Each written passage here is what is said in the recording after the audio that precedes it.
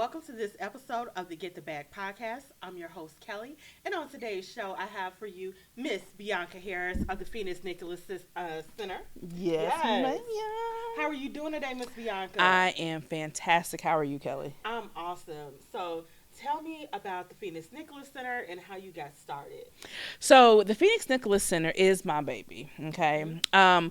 It is a company that I've created to help provide quality mental health services to Black and Brown communities because Yes. historically we are left out of the conversations when it comes Mm-hmm. to quality mental health. Yes. We are disproportionately stigmatized with very heavy diagnosis Mm-hmm. without understanding the cultural aspects You are behind the it. first person I've ever heard acknowledge that. It's a Yes. problem. It is a problem. And in this space, I wanted to create a safe space for Black and brown bodies to talk about their mental health without fear of being hospitalized or medicated or put on a list. So I created this company. I've been a therapist for about 15 years Mm-hmm. now, and I've worked in probably every capacity you could think of in the mental health world.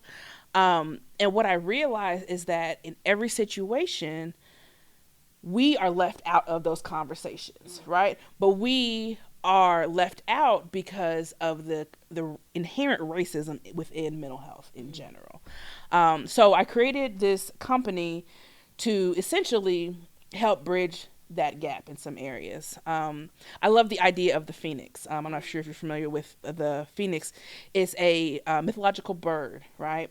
That is essentially implodes and has all this ash and fire and chaos and is reborn out of its own ashes. And I love that idea of rebirth Yes. because that's what we're doing with mental health, right? We feel like we are imploding when we have all of these things that we're trying to deal with and these things we're trying to work on. And then when we come into a safe space, we can be reborn. Yes.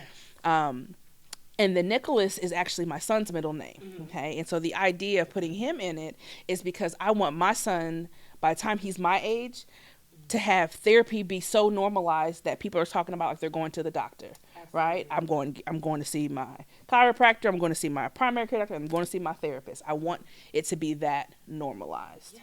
So that's my baby. Awesome.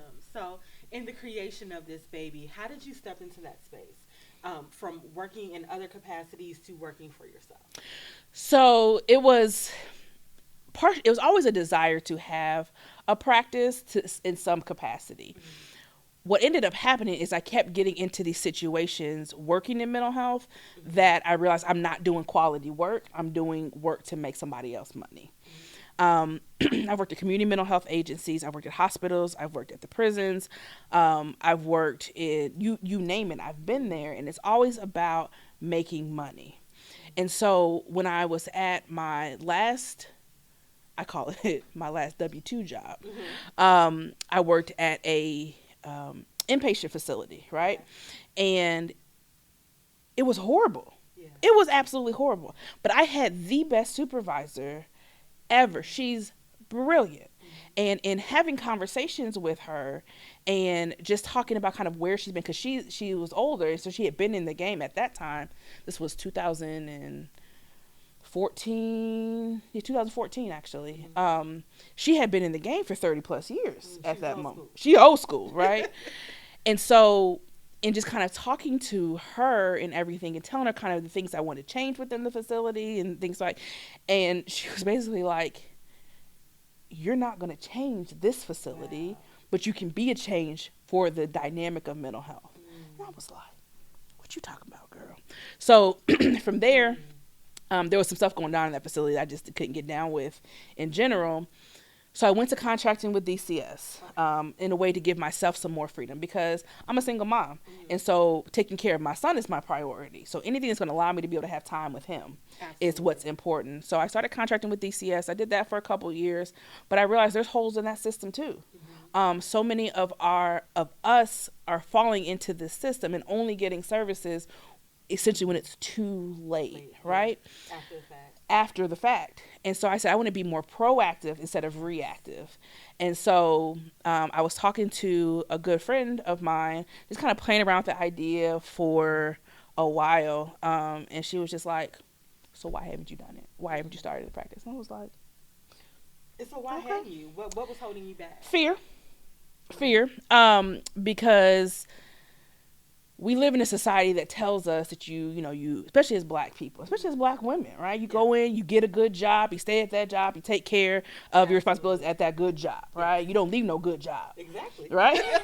And I'm like, I'm going to leave me a good job, well, it was a mediocre job, to work on something that's uncertain. Yes. And all the fear and the doubt and the what ifs. I come from a family that is a traditional black family that didn't inherently believe in mental health. And so I'm like, well, what if you fail? And people are like, well, how are you going to pay your bills? How are you going to be able to take care of your son? And I'm like, oh, how am I going to? And then I just realized, I was like, God keeps putting me in these situations to show that I am not only competent in this field, but he's got me as I walk through this. So I said, so it was 1:30 in the morning. 1:30. 1:30 in the morning, January 13th. Okay. And clicked that whole LLC paperwork, sent my money to the state, and said, well, Jesus, I don't know if this is going to work or if you want me to, sell drugs. If that's what you want me to do, just let me know. And he said, no drugs. I said, okay. Great. So now we're doing mental health. We're glad. Amen to that. Amen. So how have you balanced all that between being a single mom, being a black woman in the space of mental health and entrepreneurship, and holding it all down with that stigma that you get from being in a traditional black family of, this was a good job, what are you doing, right? How have you dealt with all that and balanced it? So I'm not going to lie. In the beginning, I didn't balance it well. I would pour more into one area versus the other. And so that first year was very, very rough.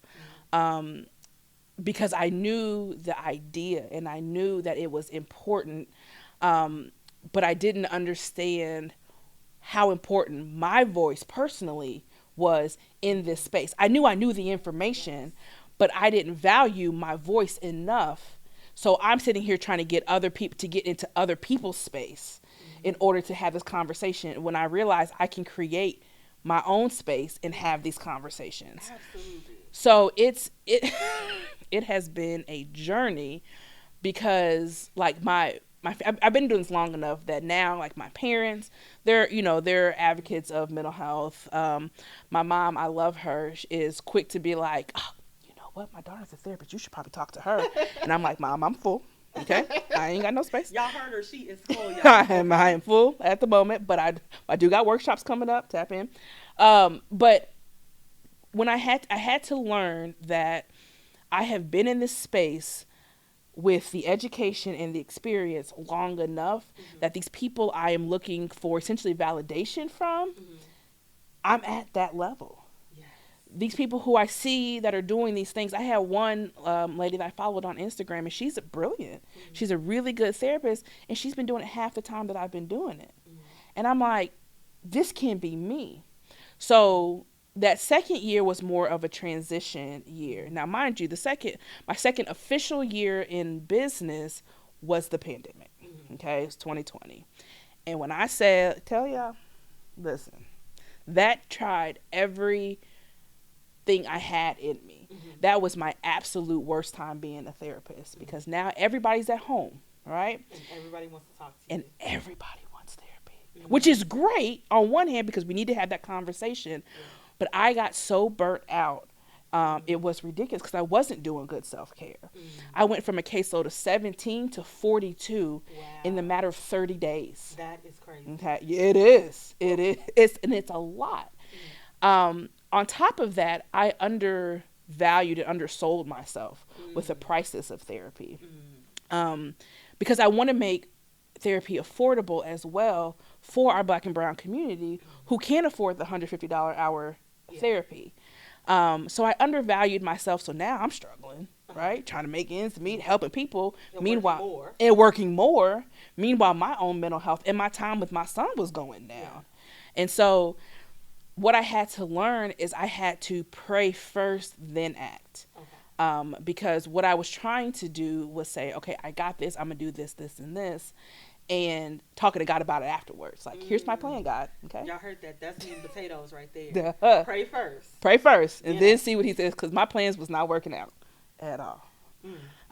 So that is what I have learned now, because I'm in the official third year of my business. Congratulations. Thank you. The unofficial fifth year of my business. And so what I've learned in that time is prioritize me first. Mm-hmm. Do the things that I want to do, my self-care things first, and then figure out business. Because once I do that, I am a far better clinician and resource and asset than I am when I'm tired and stressed out. And we need you to be at your best. Right? At my absolute best. Yes. Not just for us, but for yourself as well. Absolutely. So in that, and I find that a lot of entrepreneurs are afraid to ask for what they're worth. Mm-hmm. How did you decide what you were worth? Being that you do want to get back, right? And you want to make things accessible for Black and brown people. How did you sit down and figure that out? Like what it is that I need to ask for what I'm worth and make that money to be able to support my family? I didn't. I got checked by two very close friends of mine. Oh, see, those are important. Network. It was. Mm-hmm. It was.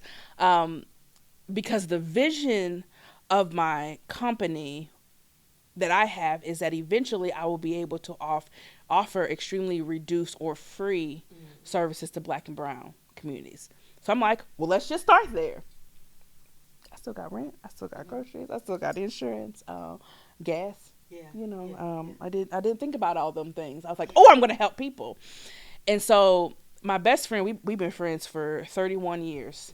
And she looked at me. She was like, why are you going broke to help other people? I said, first of all, mind your business. Stay out of my pockets. Mind her business.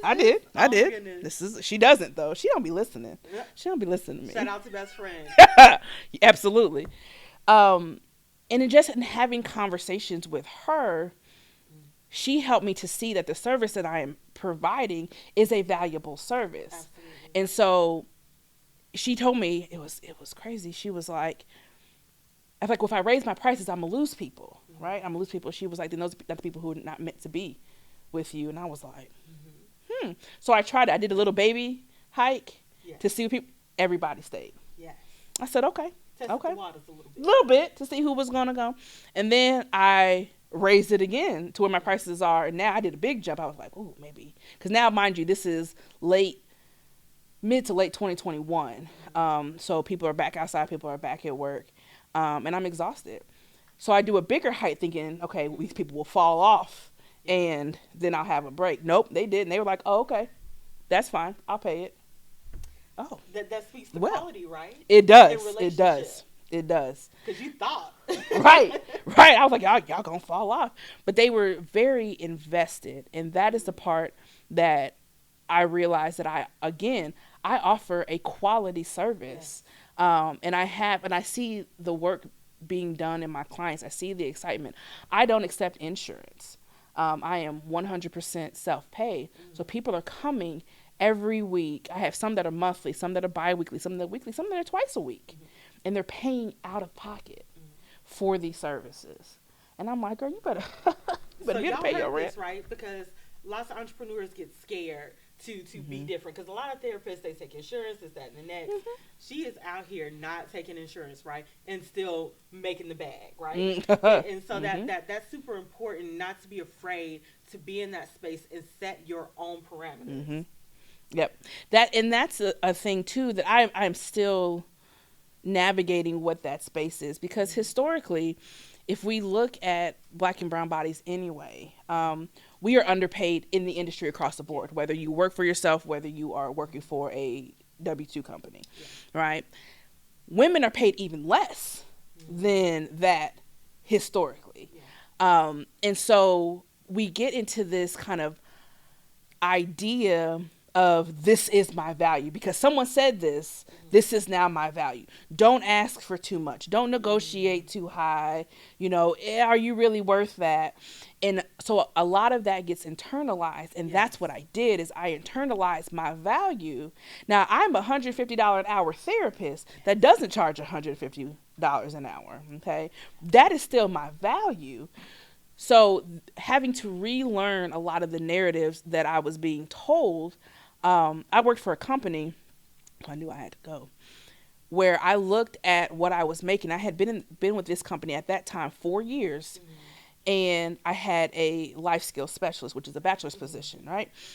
Sitting there talking to me, talking everything, and she was, I don't know how this topic of salary came up, but I discovered that she was making $2,000 more than me. I said, "Excuse me?" Wow. I said, "I'm confused. I'm sorry. You said you make what?" That was a So, 10 check. So when I went to my supervisor and the powers that be to say, "Hey, this is not okay," I said, "Not only do I have experience at that time, I had 8-9 years of experience, 4 of them in your company. Oh, we can't afford that." So I'm making $19.73 an hour. And it's time to go. It's time to go. And I didn't blow the whole place up, which I thought about doing. But I was like, that's probably not a good idea. Don't tell nobody, y'all. No, I didn't do it, though. So tell me where the Phoenix Nicholas Center is going next. What are your future plans? So the next steps is to branch out and have dope partnerships like with Edna Martin and other places around the city to really start these conversations about what does mental health in Black and brown communities look like. I am full with individual clients, but the goal is to start doing more trainings and conferences to open the doors to normalize this idea of mental health. I have 2 conferences coming up in September and October, a men's conference and a women's conference that talk about the intersectionality of physical health, mental health, and spiritual health. And I want to do more of those. And eventually I would like Phoenix Nicholas Center to be able to be self-sustaining, where we have mental health services, we have case management services, we have housing services, we have food services. I want it to be essentially an entity where, hey, I got stressed, but I'm also homeless.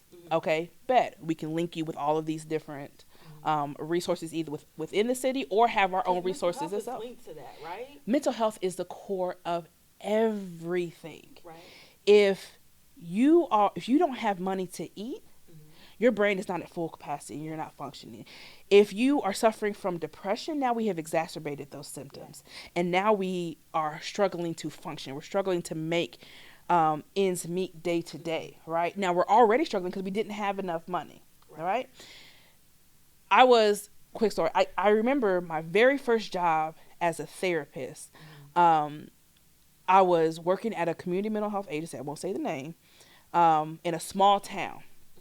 And I came to work, and I'm talking to this kid. At this point in time, this kid was 18 years old.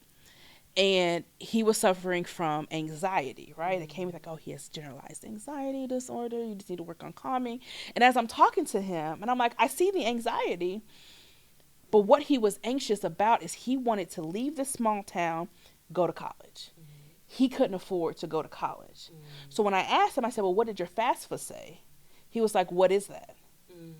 I said, oh, baby, let's talk about this FAFSA. And we explained, he was like, oh, I've never heard of that. So the following session I had with him, we met at a library, and I helped him fill out his FAFSA.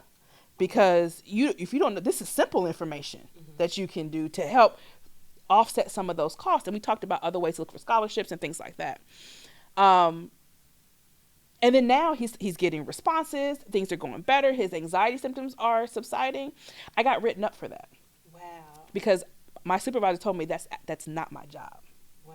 He was like, your job is to talk about it. And I said, I can't sit in here in good conscience and give you anxiety reduction skills when I know that the thing that's going to reduce it the most, we can solve in the matter of 45 minutes. And I think that's when you know that it's time to let it go, right? When you see the problem and you're being reprimanded for correcting the problem. Wow.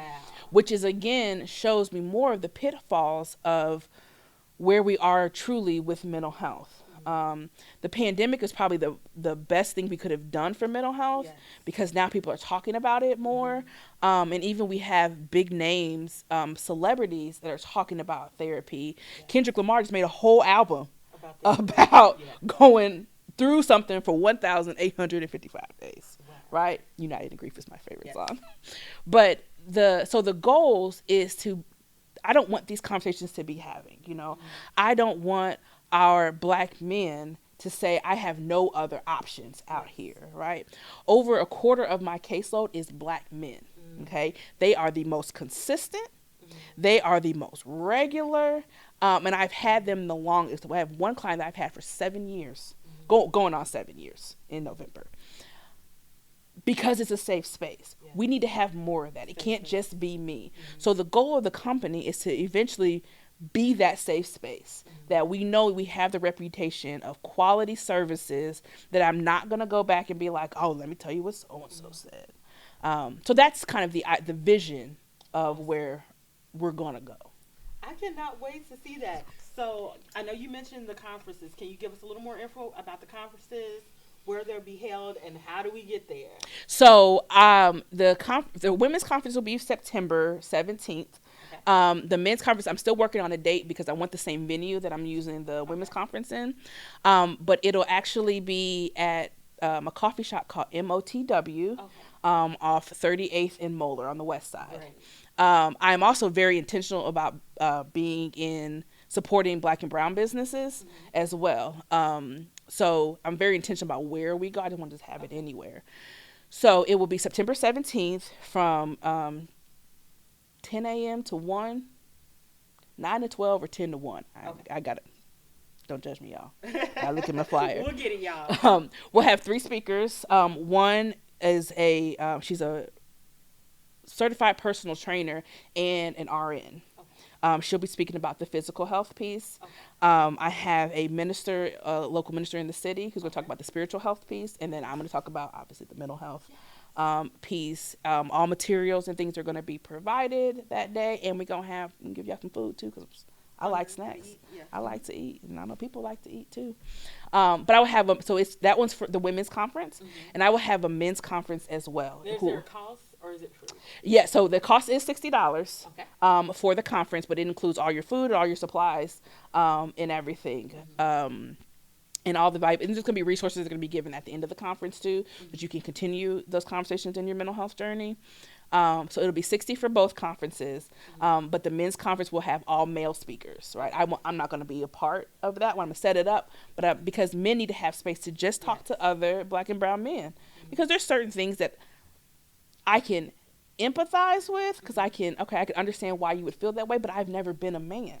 And so there's certain things that I'm not going to be able to walk you through. And so we're going to have those who are living it actually be the presenters at that one too. That'll be $60 as well. Absolutely. Yeah, that date is to be determined, because I'm waiting for confirmation from MTOW that the weekend that I want is free. Yes. I'm so excited to see all the things that are going to happen. Before we get out of here, I really want to know, what advice do you have for entrepreneurs that are in mental health? What would you tell them? Get a good therapist, a good friend, and a good mentor. Okay? Yes. Because all 3 things are going to be needed. Entrepreneurship is hard. It is arguable. I have spent more time working as being an entrepreneur than I ever did at a W-2 job. Right? Absolutely. But I love it. It's not a problem. It's just is a lot.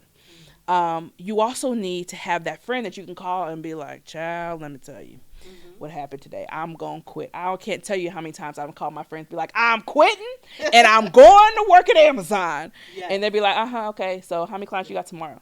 3. The therapist piece is going to be important, one, just for general wellness, but there's going to be times that you are going to feel like a failure. You're not going to be able to see the impact that you are having because you see all the things that are going wrong. And you need an arbitrary third party that can help you to process through all of those feelings and all of those thoughts and everything that you're going through. And then a good mentor. There are people in here that are doing this job that have been through these ups and downs and these pitfalls that can help to guide you so you don't make as many pitfalls. Some of those are good learning lessons, but just direction, having somebody that you can talk to, someone that you can relay things to and say, hey, I think I'm going to quit. This isn't working. And they can kind of give you that reality check and be able to look from the outside looking in to say, okay, is this realistic? I had unrealistic expectations my first year. Right, that I didn't realize were unrealistic till my 3rd year. Wow. Okay, because I didn't do that. Now I work with people who are already in the field doing it. And I'm like, man, I should have been doing that year one. So, good friend, good therapist, and a mentor Yes. is what I would say. Thank you so much for sharing that. No Tell problem. us where we can find you, so we can get those tickets, and so that Yes. when you do have some openings at some point, Some if point, you're yes. out there and you're looking for a therapist, Mm-hmm. I will tell you that Miss Bianca is the absolute bomb, right? She does some work for us here at the Edna Martin Christian Center. She's worked in the space of PSA, and those kids absolutely love her. She has provided a safe space for them to open up to really talk about what they're really dealing Mm-hmm. with. And we have seen the impact in that in raised test scores, in attendance to school, kids returning to their home school. So kudos to you, Miss Bianca, for Thank you. all your hard work with that. And that's really a group effort too. Like we talk, if we're going to be real honest, I am the bomb. Let's be clear. But so is this entity, and this is why partnerships are so important.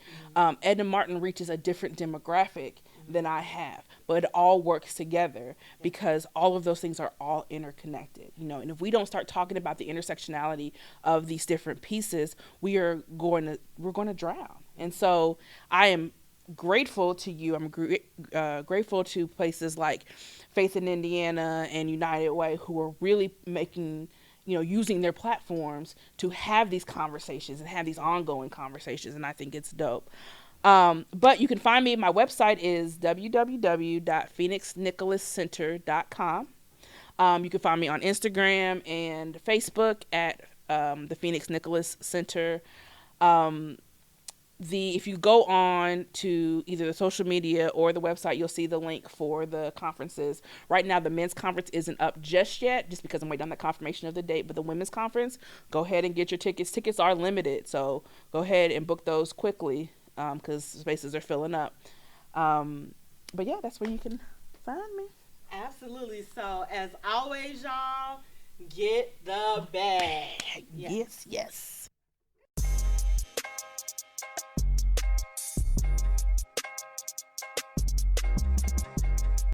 The evolution of your small business starts today. Sign up for our partners Verizon Small Business Digital Ready platform, a free service to you to advance your business.